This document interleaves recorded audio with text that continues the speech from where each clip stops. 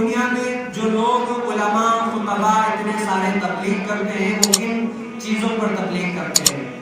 بڑا غور و فکر کیا تو پتہ چلا کہ علماء خطبہ جتنے بھی ہیں اس دنیا کے اندر پوری دنیا میں جو لوگ تبلیغ کرتے ہیں نا وہ تین چیزوں کی تبلیغ کرتے ہیں. تین چیزوں کی. پہلی یہ ہے کہ اپنے رب عز و جل کی شان بیان کرتے ہیں. علماء خطبہ کیا ہے؟ اپنے رب عز و جل کی شان بیان کرتے ہیں اور اپنے رب عز و جل کی اطاعت کا حکم دیتے ہیں کہ اپنے رب عز و جل کی اطاعت کرو. اطاعت مانی جو رب تعالیٰ نے حکم دیا وہ کرو، جس سے منع کیا اس سے باز رہو. پہلی یہ. دوسرا یہ کہ حضور علیہ السلام کی اطاعت کرو.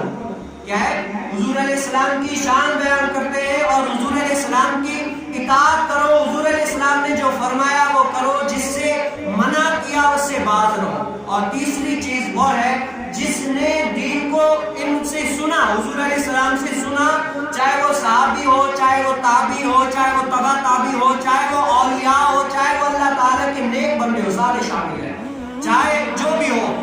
اب جنہوں نے دین کو سمجھا اور آگے پھیلایا، اللہ تعالیٰ کے ولی ہو گئے، جو بھی ہو گئے، جنہوں نے دین کو سمجھا اور آگے پھیلایا، ان کی جو ہے نا شان بیان ہوتی ہے، ان کے جو ہے نا طرز طریقہ بیان ہوتا ہے کہ انہوں نے دین پر بڑا کام کیا، آپ ان کے طریقے پر بھی عمل کریں. پہلا کیا؟ رب تعالیٰ کی شان اور اس کی اطاعت. دوسرا حضور علیہ السلام کی شان اور حضور کریم صلی اللہ علیہ وسلم کی اطاعت. اور تیسرا یہ کیا کہ صحابہ، تابعین، تبع تابعین، اولیاء، ان کی شان اور ان کے جو طریقہ ہے دین کو پھیلانے کا، ان کے کردار پر عمل کرنے کا، وہ بیان ہوتا ہے.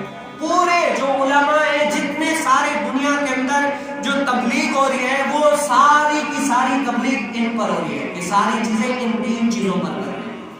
اور ان تین چیزوں کو جب آپ ٹھنگا لیں گے تو بہت سارے احکامات نکل جائیں گے. تو ہمیں اللہ تبارک و تعالیٰ ان موٹی باتوں پر عمل کرنے کی، بس جہاں پر یہ آ جائے نا کہ یار یہ میرے رب نے فرمایا ہے، بس آنکھیں جھک جائے.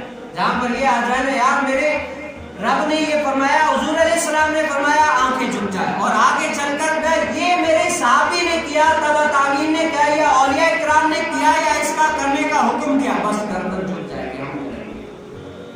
جب بندہ ان باتوں پر عمل کرتا ہے نا تو انشاءاللہ رب تعالیٰ کی شان بیان کرے گا، رب تعالیٰ کی اطاعت کرے گا اور حضور علیہ السلام کی شان بیان کرے گا، اطاعت کرے گا، اولیاء کرام کی شان اطاعت کرے گا. تو قیامت والے دن یہ تینوں انشاءاللہ اس بندے کو جو ہے نا سارے محشر کے میدان سے چن کر جنت میں لے کر جائیں گے.